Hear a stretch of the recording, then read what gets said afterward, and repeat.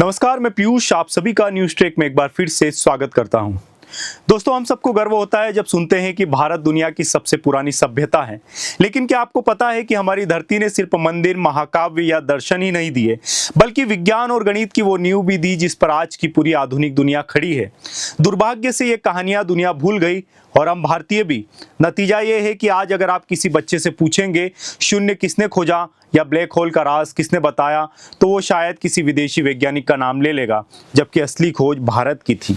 आज हम आपको 4 ऐसी कहानियां सुनाने वाले हैं जिनसे आपको समझ आएगा कि भारत के दिमाग उस वक्त कितने आगे थे और कैसे हमने अपने हीरो को भुला दिया। कहानी शुरू होती है शून्य से। शून्य सिर्फ एक नंबर नहीं बल्कि पूरी गणित की नींव है, पूरे गणित की फाउंडेशन है। आचार्य आर्यभट्ट और ब्रह्मगुप्त ने शून्य को समझाया और इसे कैलकुलेशन में शामिल किया। सोचिए, अगर शून्य ना होता तो 10, 100, 1000 जैसे नंबर कभी लिखे नहीं जा सकते थे। आज का कंप्यूटर, मोबाइल, इंटरनेट सब 0 और 1 पर चलते हैं, यानी 0 और 1 का बाइनरी सिस्टम। ये बाइनरी ही है जिससे आपकी व्हाट्सएप मैसेज से लेकर यूट्यूब का वीडियो तक चलता है। लेकिन अफसोस, दुनिया में बहुत कम लोग मानते हैं कि बाइनरी सिस्टम यूरोप से आया। सच ये है कि इसकी जड़ भारत की धरती में है। इसकी खोज हमने की, लेकिन श्रेय दूसरे लोग ले गए। अब बढ़ते हैं 20वीं सदी की तरफ। यहां नाम आता है सत्येंद्र नाथ बोस का। बोस ने क्वांटम फिजिक्स में एक खास थ्योरी दी जिसकी वजह से बोसान नाम के कण सामने आए। आइंस्टीन ने बोस की थ्योरी को आगे बढ़ाया और इसे बोस आइंस्टीन कंडेंसेंस कहा गया। आज जो laser beam, superconductor, quantum computer, सबकी जड़ बोस की खोज से जुड़ी है। लेजर सर्जरी, आप जो बारकोड स्कैन करते हैं किसी दुकान पर, आपके टीवी का रिमोट तक, सब उसी खोज का हिस्सा है। लेकिन जब दुनिया को यह कहानी सुनाई जाती है तो नाम सबसे पहले आइंस्टाइन का लिया जाता है। बोस, जिन्होंने जिसकी इस सब थ्योरी की नींव रखी, उन्हें हम भारतीय भी अक्सर भूल जाते हैं।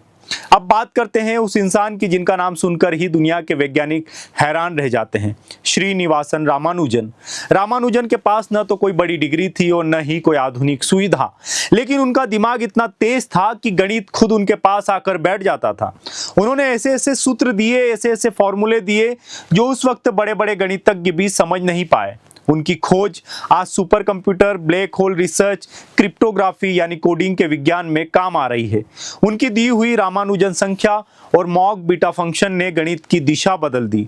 इंग्लैंड में उन्हें बहुत सम्मान मिला, लेकिन भारत में आज भी कई लोग उनका नाम तक नहीं जानते। हमने अपनी ही महान प्रतिभा को इतिहास की धूल में कहीं न कहीं दबा दिया। अब आते हैं खगोल विज्ञान यानी एस्ट्रोनॉमी पर। यह नाम आता है सुब्रमण्यन चंद्रशेखर का।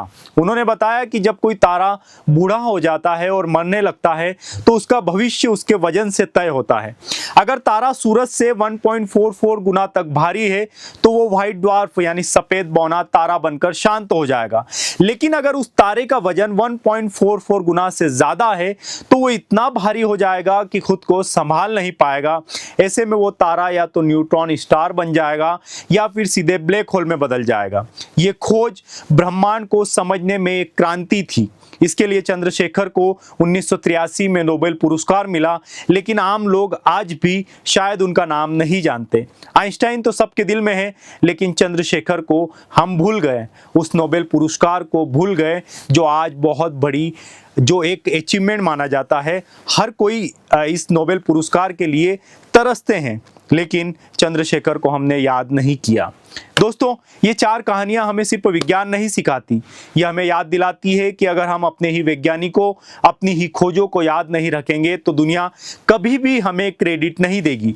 हमारी धरती ने शून्य दिया, ब्रह्मांड के रहस्य खोले, गणित की नई दुनिया बनाई और ब्लैक होल तक का राज बताया, लेकिन अफसोस, हमने अपने ही महान दिमागों को भुला दिया। इसलिए अगली बार जब आप कंप्यूटर ऑन करें, मोबाइल चलाएं या सितारों की ओर देखें, तो याद रखिएगा, इन सब की नींव कहीं ना कहीं भारत के वैज्ञानिकों ने रखी।